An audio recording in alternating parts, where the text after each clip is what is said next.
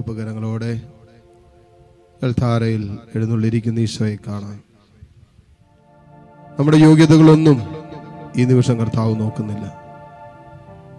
നമ്മുടെ അയോഗ്യതകൾക്കും മീതെ നമ്മെ യോഗ്യരാക്കുന്ന ദൈവത്തിന്റെ സ്നേഹം അൾത്താരയിൽ നിന്നും ഒഴുകിയിറങ്ങുന്ന നിമിഷമാണ്. ഒരു യോഗ്യതയില്ലാതിരുന്നിട്ടും സർവ്വനന്മകൾക്കും യോഗ്യനാക്കിയ ദൈവത്തിന്റെ അനന്തമായ സ്നേഹമുണ്ടല്ലോ, ആ സ്നേഹമാണ് അൾത്താരയിൽ നിന്നും ഈ നിമിഷം നമ്മളിലേക്ക് ഒഴുകിയിറങ്ങുന്നത്. ആ സ്നേഹത്തിൽ എന്നെ പങ്കുകാരനാക്കണമേ കർത്താവേ എന്ന് പ്രാർത്ഥിക്കട്ടെ. ആ സ്നേഹത്തിൽ ദൈവമേ എന്നെ പങ്കുകാരിയാക്കണമേ എന്ന് പ്രാർത്ഥിക്കട്ടെ. ആ സ്നേഹത്തിൽ എൻ്റെ കുടുംബാംഗങ്ങൾ എല്ലാവരെയും പങ്കുചേർക്കണമേ എന്ന് പ്രാർത്ഥിച്ചുകൊണ്ട് ഒരുമിച്ച് പ്രാർത്ഥിക്കാം.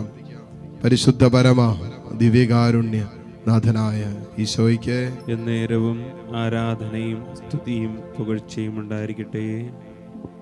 കണ്ണു തുറന്ന് ദിവ്യകാരുണ്യത്തിലേക്ക് നോക്കാം. സങ്കീർത്തനം 37:23 മുതലുള്ള വചനങ്ങളിൽ എഴുതി വച്ചിരിക്കുന്ന കാര്യമുണ്ട്. മനുഷ്യന്റെ പാദങ്ങളെ നയിക്കുന്നത് കർത്താവാണ് എന്ന് പറഞ്ഞാൽ ഇന്ന് വരെ നമ്മുടെ കാലടികളെ നിയന്ത്രിച്ചത് ഈ കർത്താവാണ്. ഇന്ന് ഈ സായാഹ്നത്തിൽ ഈ ദിവ്യകാരുണ്യത്തിന്റെ മുമ്പിലിരുന്ന് നീ ആരാധിക്കുന്നുണ്ടോ? തമ്പുരാൻ നിന്നെ അനുവദിച്ചതുകൊണ്ടാ, തമ്പുരാൻ നിന്നെ ക്ഷണിച്ചതുകൊണ്ടാ, തമ്പുരാൻ നിന്നെ വിളിച്ചതുകൊണ്ടും വേർതിരിച്ചതുകൊണ്ടുമാണ്. മനുഷ്യന്റെ പാദങ്ങളെ നിയന്ത്രിക്കുന്നത് കർത്താവാണ് എന്ന് പറയുമ്പോൾ ഒരു മനുഷ്യന്റെ ജീവിതത്തെ മുഴുവനും നിയന്ത്രിച്ചു കൊണ്ടിരിക്കുന്നത് കർത്താവാണ്. എന്നിട്ട് കൂട്ടിച്ചേർക്കുകയാണ്, തനിക്ക് പ്രീതികരമായി ചരിക്കുന്നവനെ അവിടുന്ന് സുസ്ഥിരനാക്കും. ഇറ്റ്സ് എ പ്രോമിസ്, ഒരു വാഗ്ദാനമാണ്. ദൈവത്തിന് പ്രീതികരമായി സഞ്ചരിക്കുന്ന ഒരു ജീവിതത്തെ തമ്പുരാൻ സുസ്ഥിരമാക്കും. ദൈവത്തിന് ഇഷ്ടപ്പെട്ട മകളായി നമ്മൾ ജീവിക്കുമ്പോൾ നമ്മുടെ ജീവിതത്തെ കർത്താവ് സുസ്ഥിരമാക്കും.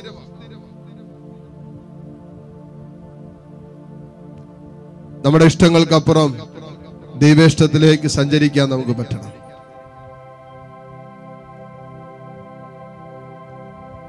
തെരേസ ഓഫ് ആവില പറയും, എന്റെ ഇഷ്ടങ്ങളിൽ നിന്നും ദൈവേഷ്ടത്തിലേക്കുള്ള വളർച്ചയാണ് യഥാർത്ഥ വിശുദ്ധി എന്ന്.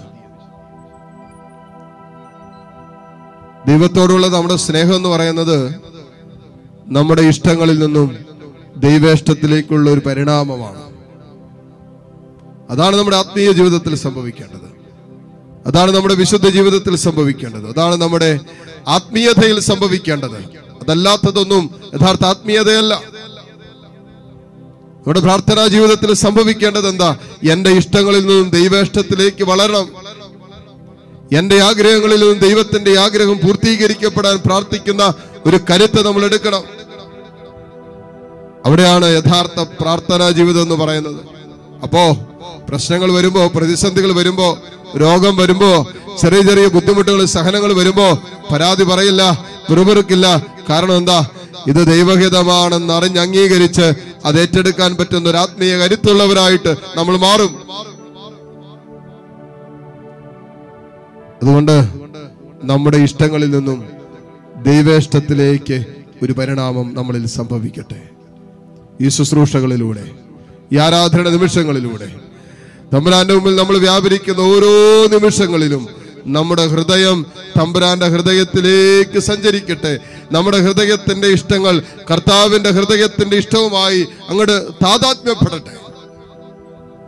എന്നിട്ട് പറ, ദൈവമേ എന്റെ ഇഷ്ടമല്ല, നിന്റെ തിരുവിഷ്ടം അങ്ങനെയാണെങ്കിൽ അങ്ങനെ അങ്ങോട്ട് നടക്കട്ടെ. മുട്ടുകുത്താൻ സാധിക്കുന്ന എല്ലാ മക്കളും ഈ നിമിഷം മുട്ടുമേലായിരിക്കുന്നു.